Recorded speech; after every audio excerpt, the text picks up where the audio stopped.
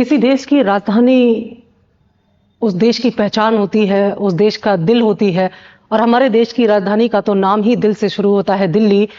तो देश की राजधानी दिल्ली का इतिहास जानने की जो इच्छा होती है, मुझे लगता है कि हर एक व्यक्ति में ये इच्छा होती है, भले ही वो है किसी प्रतिस्पर्धा में हो या सामान्य व्यक्ति में हो। तो देश की राजधानी दिल्ली के इतिहास की आज हम बात करेंगे और इस इतिहास में हम तथ्यों के आधार पर जानने का प्रयास करेंगे कि इंद्रप्रस्थ कैसे दिल्ली बना, क्या है इंद्रप्रस्थ की कहानी, क्या है दिल्ली के बनने की कहानी।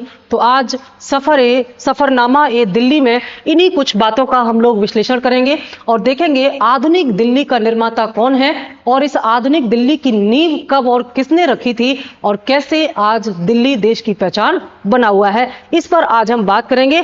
शुरुआत करेंगे कुछ महत्वपूर्ण तथ्यों के आधार पर, जिनके आधार पर हम ये बता सकें, यानी कि जब तक हमारे वर्तमान की जड़ें हमको इतिहास में ना मिल जाएं तब तक उससे जो एक भावनात्मक जुड़ाव होता है वो नहीं हो पाता। तो दिल्ली की जो जड़ है, जो रूट है, जहां से दिल्ली की पहचान जुड़ी हुई है, उसके बारे में पहला जो लिखित साक्ष्य है, सबसे प्राचीन ऐतिहासिक लिखित साक्ष्य है। वैसे तो महाभारत में नाम मिलता है हस्तिनापुर और इंद्रप्रस्थ का, लेकिन क्योंकि अभी उसको ऐतिहासिक ग्रंथ नहीं माना गया, इसीलिए हम ऐतिहासिक लिखित स्रोतों की बात करेंगे और वह है जो अंगुत्तर निकाय और दूसरा है भगवती सूत्रा।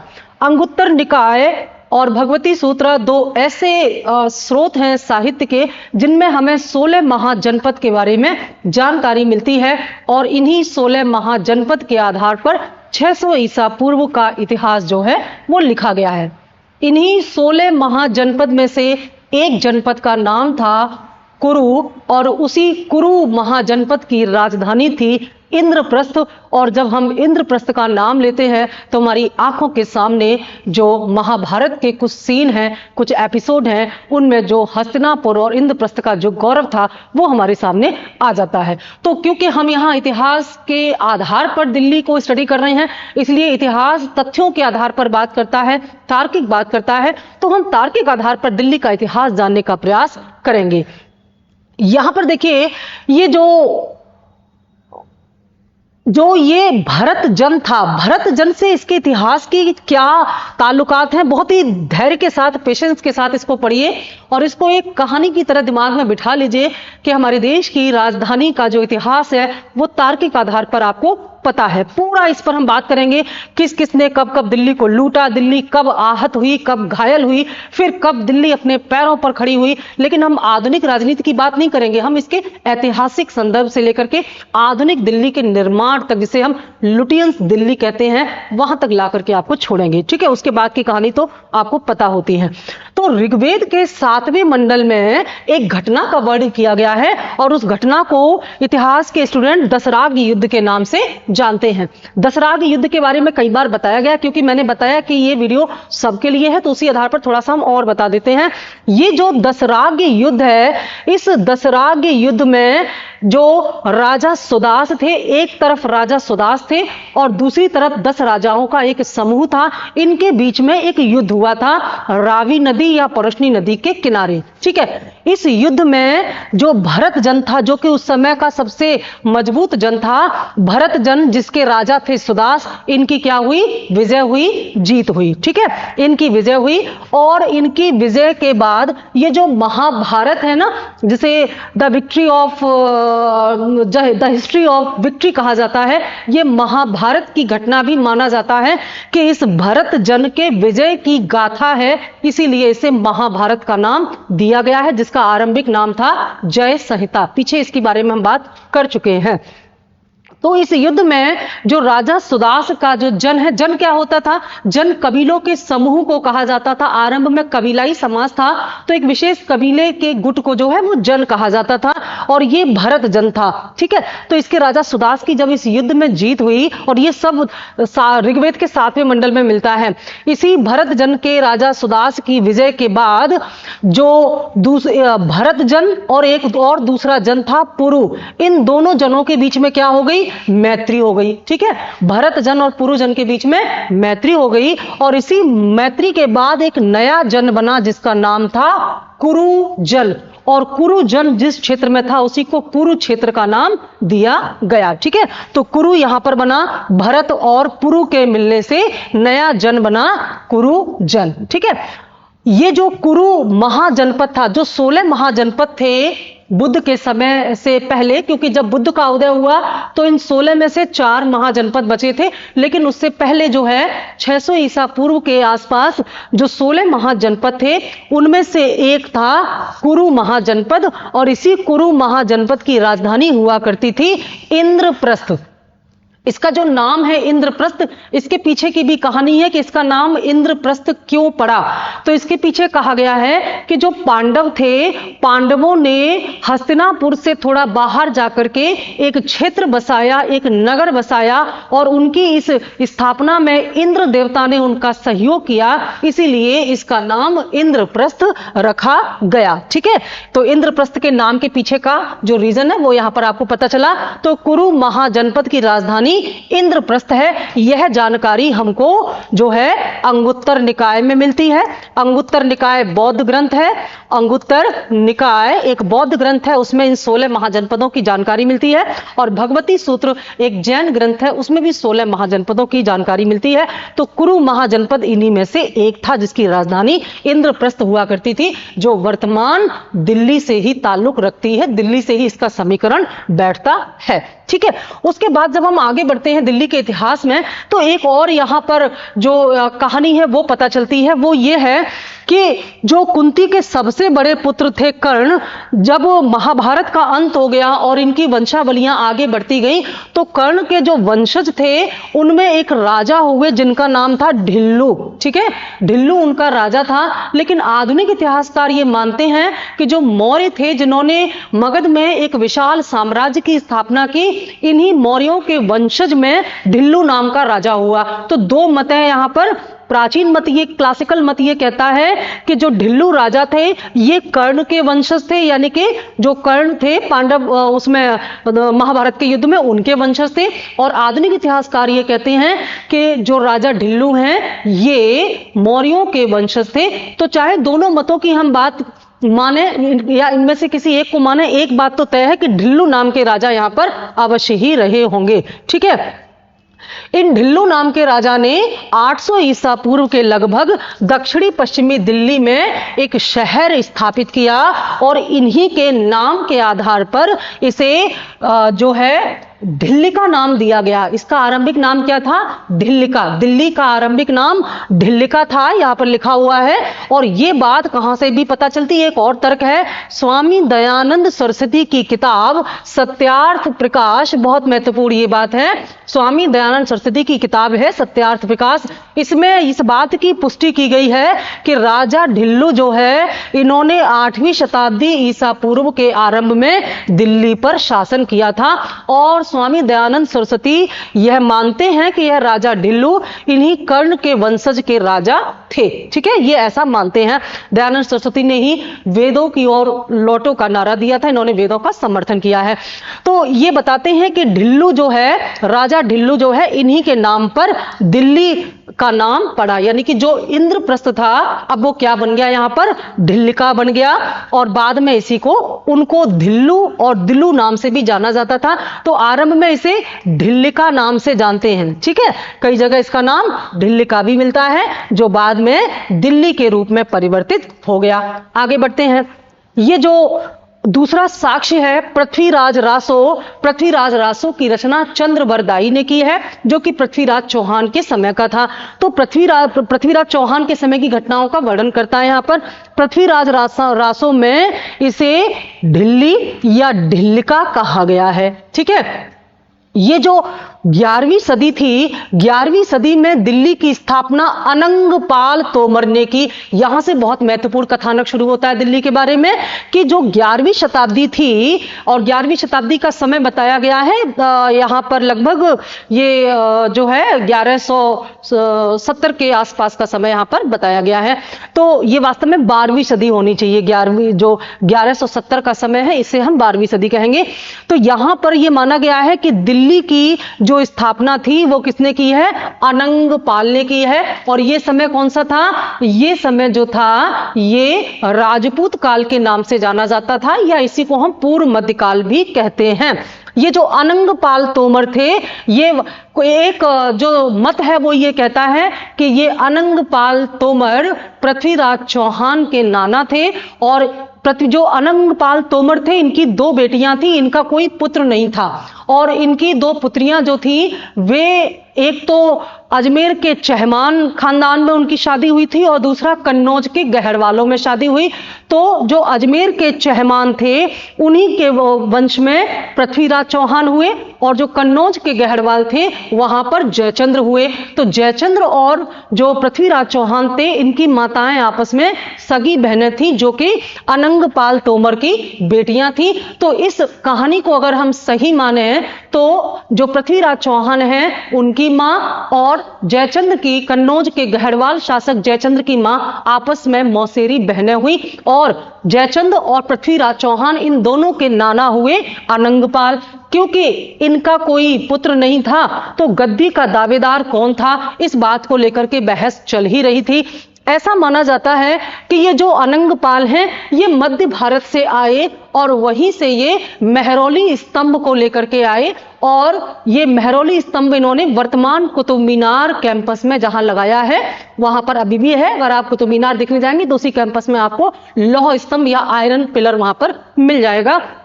ऐसा माना जाता है इस आयरन पिलर को मध्य भारत से लाकर के वहां पर स्थापित करने वाले अनंगपाल तोमर ही थे, और उसमें जिस चंद्र का नाम लिखा हुआ है, चंद्र शासक, उसे गुप्त काल से संबंधित माना जाता है, इतिहासकार ऐसा कहते हैं। ठीक है, तो अनंगपाल तोमर ने दिल्ली की स्थापना की और वहां पर इन्होंने जो है अपना शासन चलाया। क्योंकि इनका कोई उत्तराधिकारी नहीं था तो दिल्ली की गद्दी को लेकर के यहां पर संशय चल ही रहा था। यहां पर ये जो अनंगपाल थे ये पृथ्वीराज चौहान को काफी ज्यादा पसंद करते थे, और इस बात से जयचंद्र बहुत चिढ़ता था। ये एक कथानक है, उसके आधार पर बता रहे हैं, इसका कोई तर्क नहीं है, तार्किक आधार नहीं है। तो इस कथा के अनुसार ये माना जाता है कि पृथ्वीराज चौहान की अपने नाना तोमर के साथ, अनंगपाल तोमर के साथ नजदीकियां थी, और इस बात की वजह से जयचंद्र बहुत चिड़चिड़ा रहता था। यह भी एक कारण था जयचंद्र और पृथ्वीराज के बीच मन मुटाव का, हालांकि अन्य कारण अधिक महत्वपूर्ण थे। जब अनंगपाल तोमर के बाद जब वहां पर सत्ता को लेकर के संघर्ष हुआ तो माना जाता है कि यह संघर्ष दरअसल पहले से ही चला आ रहा था। अनंगपाल तोमर के समय से पहले ही, पृथ्वीराज चौहान जब गद्दी पर नहीं था उससे पहले ही यह चला आ रहा था। तो जो अजमेर के चहमान थे, जिन्हें बाद में दिल्ली के चौहान कहा गया है, जो दिल्ली के चौहान थे वे पहले क्या थे? वे अजमेर के चहमान थे। अभी हम मैप के आधार पर आपको बताएंगे। ठीक है, शायद इसमें मैप दिया भी गया है और बेहतर से ये है। यहां पर आप देखिए, ये चहमान यहां पर थे। ठीक है, मैप के आधार पर ज्यादा अच्छे से समझ सकते हैं। ये अजमेर के, यानी कि राजस्थान में अजमेर को केंद्र बना करके इन्होंने अपनी सत्ता का संचालन किया, जिनको चहमान कहा जाता था। यहां पर तोमर थे जो दिल्ली से ताल्लुक रखता है, और यहां से गहरवाल थे जो कन्नौज को सेंटर करके अपनी सत्ता का संचालन कर रहे थे। तो दिल्ली को लेकर के चहमान और गहरवालों के बीच में मनमुटाव चल रहा था, और दिल्ली में ऐसा माना जाता है इन दोनों के नाना अनंगपाल का शासन था, इन्होंने दिल्ली को यहां पर बसाया था। ठीक है, और ऐसा माना जाता है कि ये मध्य भारत से वहां पर गए थे। फिर जब ये चहमान में ही एक राजा का नाम था विग्रहपाल, और इन्हीं को बीसल देव के नाम से जानते हैं। तो बीसल देव ने दिल्ली को जीत करके, सैन्य बल पर दिल्ली को जीत करके अपने साम्राज्य में मिलाया, और इसके बाद जो है ये चहमान है, ये अजमेर के साथ साथ दिल्ली तक को भी अपना शासन ये चलाने लगे, और यहीं से इन्हें दिल्ली के चौहानों के नाम से जाना जाने लगा। यानी कि पृथ्वीराज, और उसके बाद फिर पृथ्वीराज चौहान आए, तो पृथ्वीराज चौहान ने दिल्ली को ही सत्ता का केंद्र बनाया, अपनी राजधानी बनाई, और यहीं से इन्होंने सत्ता का संचालन किया। गहरवालों के हाथों में कुछ भी नहीं आया। ठीक, यहां तक की यह कहानी है। कहा जाता है कि अपनी इसी जलन के कारण जयचंद्र ने मोहम्मद गौरी को पृथ्वीराज चौहान पर हमला करने के लिए आमंत्रित किया था, और इसी प्रकार के हमले में तराइन का प्रथम युद्ध हुआ है। कब हुआ है? 1191 ईस्वी में तराइन का प्रथम युद्ध जो है वो मोहम्मद गौरी और पृथ्वीराज चौहान के बीच में हुआ है। ठीक है, पृथ्वीराज चौहान के बीच में ये जो तराइन का प्रथम युद्ध हुआ है 1191 ईस्वी में। इस युद्ध में पृथ्वीराज चौहान ने बड़ी ही वीरता के साथ मोहम्मद गौरी को पराजित कर दिया और मोहम्मद गौरी वापस गया, दोबारा तैयारी की, जबरदस्त तैयारी के साथ 1 साल के अंदर ही वो दोबारा आया पृथ्वीराज चौहान पर हमला करने।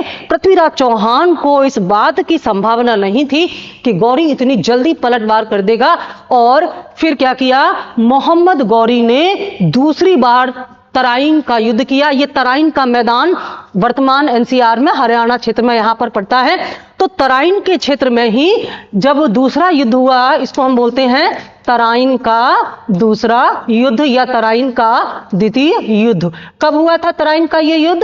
ये हुआ था 1192 ईस्वी में। ठीक है, तो 1192 ईस्वी में जब तराइन का युद्ध हुआ तो मोहम्मद गौरी ने दिल्ली पर आक्रमण किया और पृथ्वीराज चौहान को पराजित करके उनको बंदी बना लिया और इसी के साथ दिल्ली जो है वो पृथ्वीराज चौहानों के हाथों से निकल करके किसके पास चली गई? मोहम्मद गौरी के पास चली गई।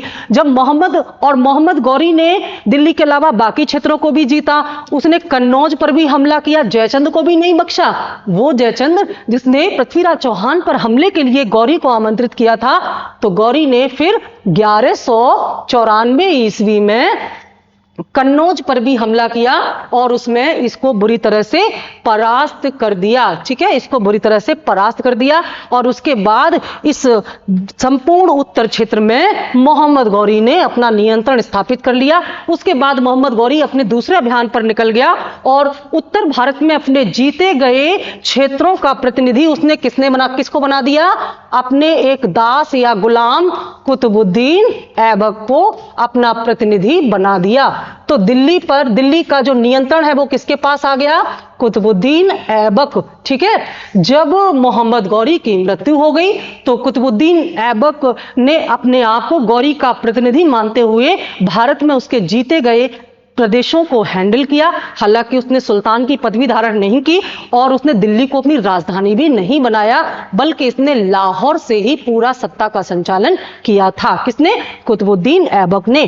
ठीक है, कुतुबुद्दीन ऐबक के आते ही दिल्ली सल्तनत की शुरुआत हो गई यहां पर। और कुतुबुद्दीन ऐबक के बाद जो शासक आया है इल्तुतमिश, तो इल्तुतमिश ध्यान से समझिएगा, मध्यकालीन भारत में इल्तुतमिश वह पहला सुल्तान था जिसने दिल्ली को राजधानी बनाया और फिर निरंतर दिल्ली को राजधानी बना करके ही जो दिल्ली सल्तनत के सुल्तान थे उन्होंने दिल्ली पर नियंत्रण स्थापित किया या सत्ता का संचालन किया।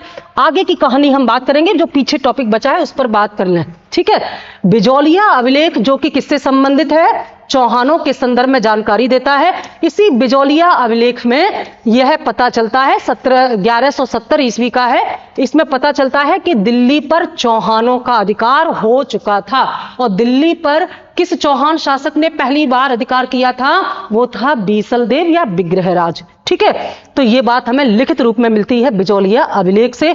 यहां पर देखिए, ये जो गयासुद्दीन बलबन, ये जो बलबन है, इसके समय का एक अभिलेख मिलता है, पालम बावली अभिलेख। इस पालम बावली अभिलेख में जो कि 1276 ईस्वी का है, इसमें दिल्ली का एक और नाम मिलता है योगिनीपुर। ये प्रश्न खूब पूछे जाते हैं, योगिनीपुर एक और नाम। तो दिल्ली के नाम अब तक हमने क्या देखे? हमने दिल्ली का नाम देखा इंद्रप्रस्थ, फिर ढिल्लिका, फिर दिल्ली और यहां पर योगिनीपुर। ठीक है, उसके बाद ये मैप आपको समझ में आ ही गया होगा।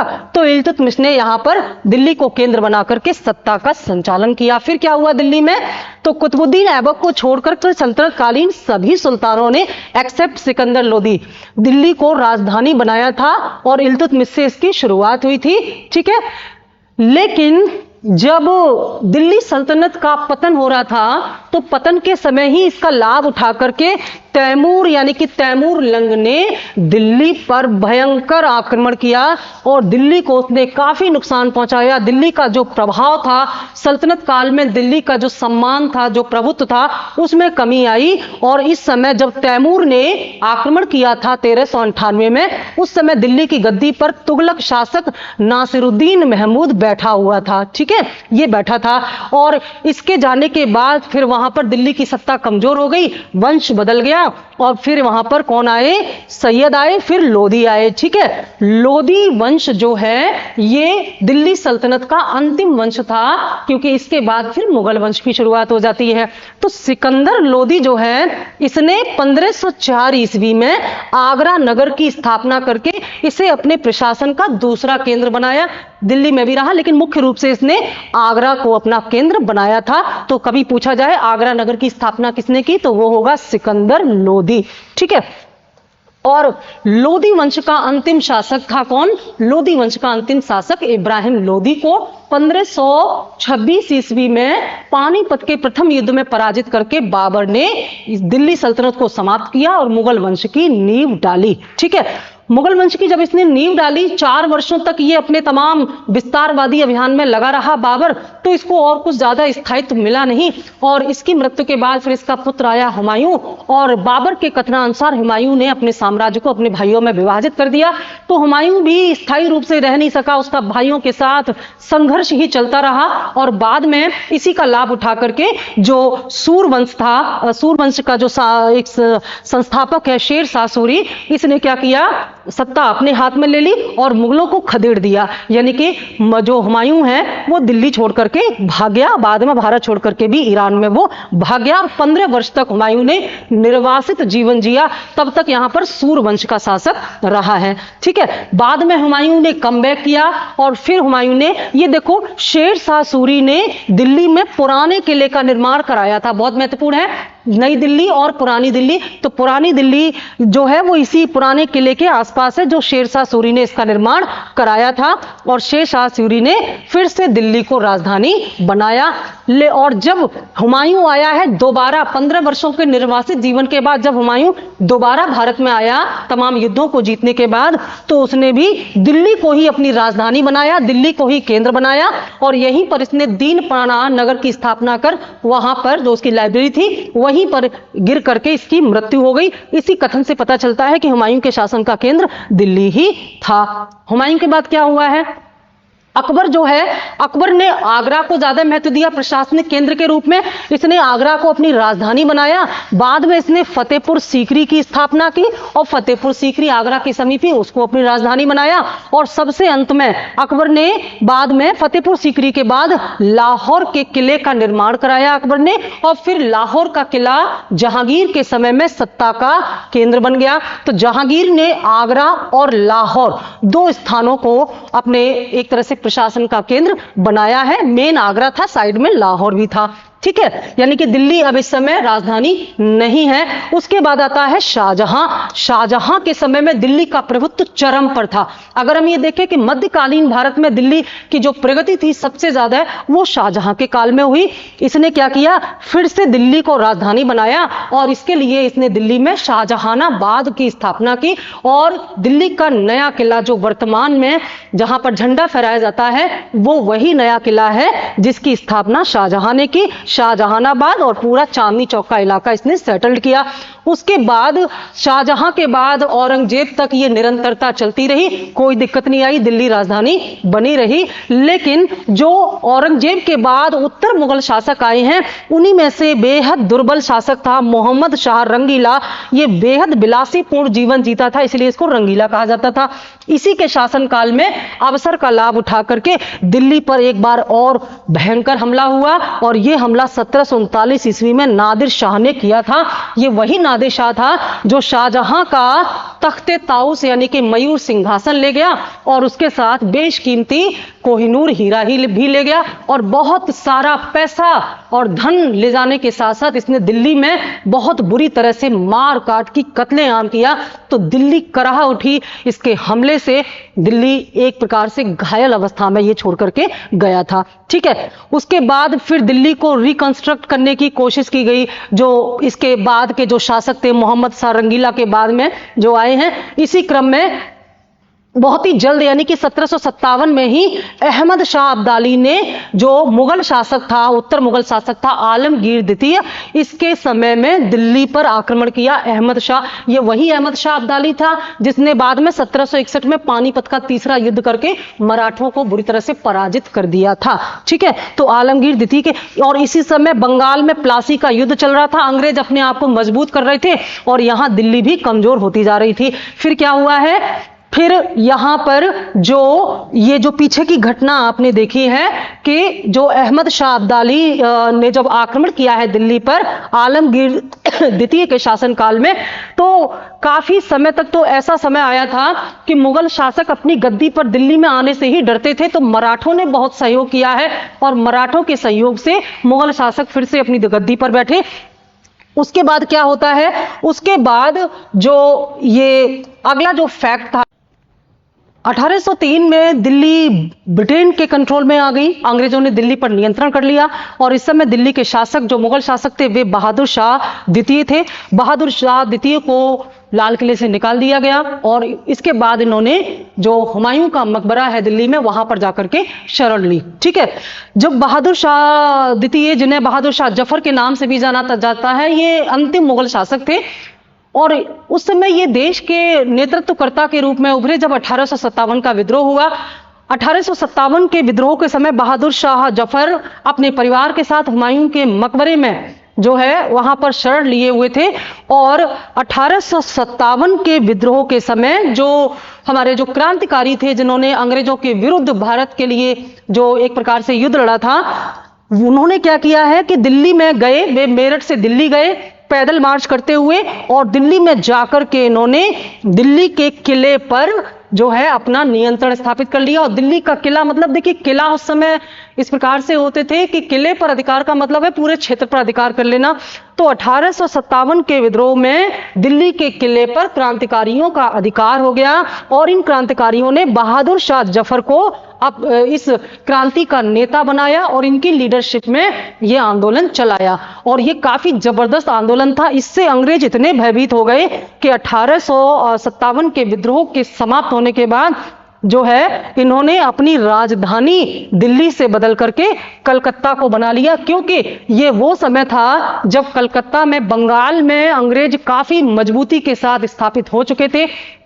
ईस्ट इंडिया कंपनी के साम्राज्यवादी प्रयासों ने प्लासी के युद्ध में, बक्सर के युद्ध में और उसके बाद द्वैध शासन के द्वारा बंगाल में अपनी सत्ता को बहुत मजबूती से स्थापित कर लिया था। तो अंग्रेजों ने क्या किया कि फिर 1857 के विद्रोह के बाद दिल्ली को अपनी राजधानी नहीं बनाया, बल्कि वहां से राजधानी शिफ्ट करके कहां पर ले गए, ये कलकत्ता। ठीक है, कलकत्ता राजधानी ले गए और तब से लेकर के यानी कि जो 1857 के बाद से लेकर के 1912 तक कलकत्ता भारत की राजधानी, ब्रिटिश भारत की राजधानी बना रहा। दिसंबर 1911 में जो एक फैसला लिया गया ब्रिटिश कंपनी द्वारा कि अब राजधानी को कलकत्ता से स्थानांतरित करके दिल्ली ले जाया जाएगा और इसको इंप्लीमेंट किया गया 1912 में। तो 1912 में दिल्ली फिर से देश की राजधानी बनी, जो वर्तमान तक बनी हुई है। इसी समय दो महत्वपूर्ण फैसले लिए गए, एक तो राजधानी बदलने का, दूसरा बंगाल विभाजन को रद्द करने का।